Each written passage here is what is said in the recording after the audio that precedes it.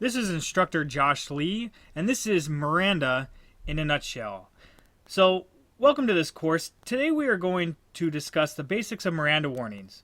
I'll go into some detail on how Miranda came to be, when officers should advise suspects of their rights, and common misconceptions with Miranda. So with that said, let's just jump right in. So where does Miranda come from? When I was early on in my career, I thought Miranda grew from trees. But over the years, I realized that was simply just not the case. Okay, that was a cheesy joke, but yes, it's okay to relax. This is informal instruction, so just relax and have fun with it. Alright, so let's get on with it. So Miranda didn't come from a tree. It really came from the Fifth Amendment. So what is the Fifth Amendment? The Fifth Amendment is an amendment to the Constitution that says no person shall be compelled in any criminal case to be a witness against himself. That means we, as police, cannot force a person into incriminating themselves. So what can the police force the subject to give? Well, fingerprints, blood samples, handwriting samples, just to name a few. These are all classified as physical evidence. But if a subject refuses to voluntarily provide the physical evidence, the officer must apply for a subpoena, court order, or search warrant in order to obtain that evidence. Notice I say apply for. All formal legal requests must be approved by a judge. In other words, the judge has to concur with the officer that there is probable cause to obtain such items. So what they cannot force a suspect to provide is testimonial or communicative evidence. Sorry about that, I stumbled a little bit. But why? Well, simply put, testimonial evidence requires a thought process. It comes from your noggin, your coconut, your brain. Testimonial evidence requires thinking, and the courts deem that evidence from your brain is more protected than physical evidence alone. Now, the interesting thing is that the Fifth Amendment does not say anything about requiring an officer to put a suspect on notice. It only explains that people have rights. However, the Supreme Court have required it in their landmark case of Miranda v. Arizona. So, Miranda v. Arizona, this is a case where Ernesto Miranda was arrested after being accused of kidnapping, robbing, and raping a female in 1963.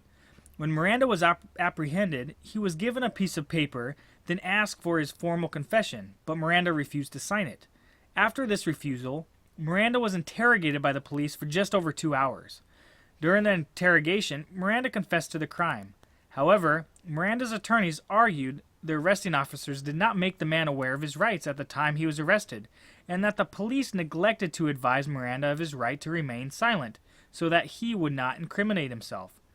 After he was charged with rape, Ernest Miranda appealed the sentence and brought his case to the U.S. Supreme Court. The U.S. Supreme Court accepted the case to review whether the police officers did not follow protocol and refused to inform the arrested man of his rights. So what happened? Well, Chief Justice Earl Warren found in the case of Miranda v. Arizona that both Miranda's Fifth and Sixth Amendment rights were violated when he was arrested.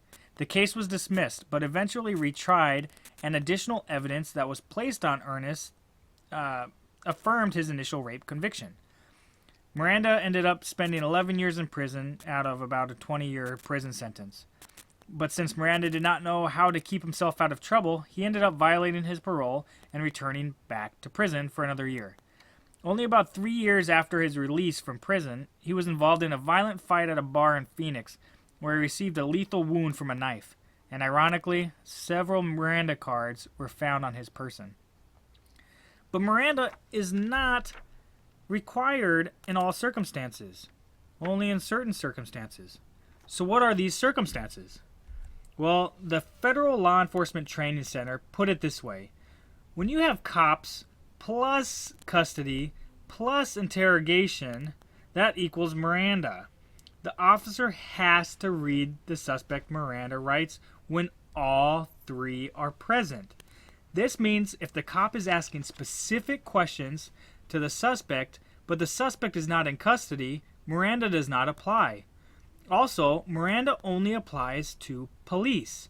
It does not apply to angry parents grilling their children about why they were out late, or private or civil investigators, or loss prevention at a local big box store. So like I mentioned before, Miranda only applies when the suspect is in custody. Well, what does custody mean? Well, the courts said a person is in custody when he is in handcuffs and feels like he is under arrest, or the functional equivalent of an arrest. Well, we'll talk about functional equivalent here in a second. The officer on the right is talking with the male subject who is on the curb unhandcuffed. That person probably does not feel like he is under arrest, but not free to leave. This is called a detention. Detentions are covered by the Fourth Amendment, which we will discuss in a different video segment. So what is a functional arrest? Very simply put, it is when a reasonable person feels like they are in custody, rather than temporarily detained. If the local SWAT team surrounds your home, demands that you exit, and sits you on a curb unhandcuffed, but you're surrounded by police, you may feel like you are in custody, and Miranda would apply, even though you are not in handcuffs. So when a reasonable person feels like they are in custody rather than just temporarily detained, that is called a functional arrest. So we covered cops and custody. Now let's cover interrogation. Interrogation is anything done by the officer that is likely to produce an incriminating response. And yes, when you use Batman in your investigations, you should probably read the suspect Miranda. So pretty easy so far. But what is not covered by Miranda? When is it okay for the officer not to read Miranda rights? If an officer asks for your name, your date of birth, or address, this information is not covered under Miranda, and the officer does not have to read you your rights. These are typically referred to as booking questions, but apply to everything.